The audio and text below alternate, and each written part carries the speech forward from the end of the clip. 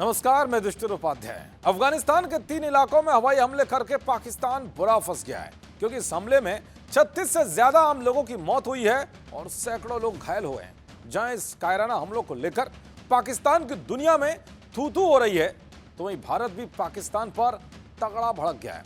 पाकिस्तान के हमलों के बाद भारत अपने वफादार दोस्त अफगानिस्तान के साथ खड़ा हो गया है।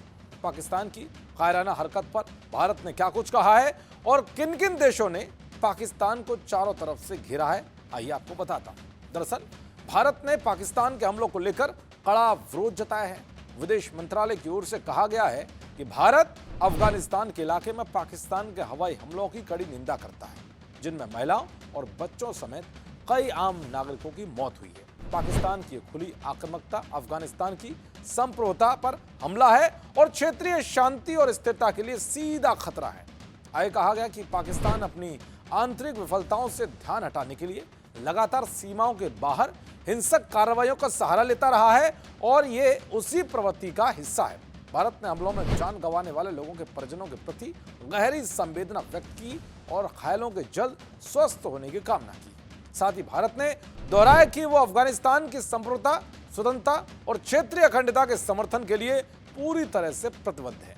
यानी कि भारत ने पाकिस्तान की साजिश वाले धागे खोलते हुए ये उसे बता दिया है कि भारत अफगानिस्तान के साथ खड़ा है।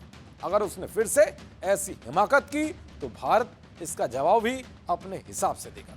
दरअसल हाल ही के दिनों में अफगानिस्तान और भारत के संबंध मजबूती के साथ आगे बढ़े हैं। भारत लगातार अफगानिस्तान को दवाइयां, खाद्य और राहत सामग्री भेज रहा है।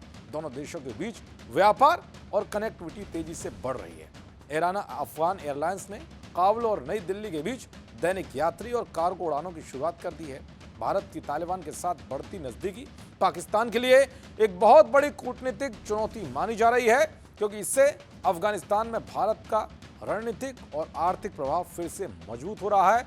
चलिए अब आपको बताता हूं कि पाकिस्तान के हमले पर दुनिया भर से क्या कुछ कड़ी प्रतिक्रियाएं सामने आई। दरअसल यूरोपीय संघ के विदेश मामलों के प्रवक्ता ने कहा कि किसी भी परिस्थिति में नागरिकों की सुरक्षा और अंतर्राष्ट्रीय मानवीय कानून का सम्मान किया जाना चाहिए।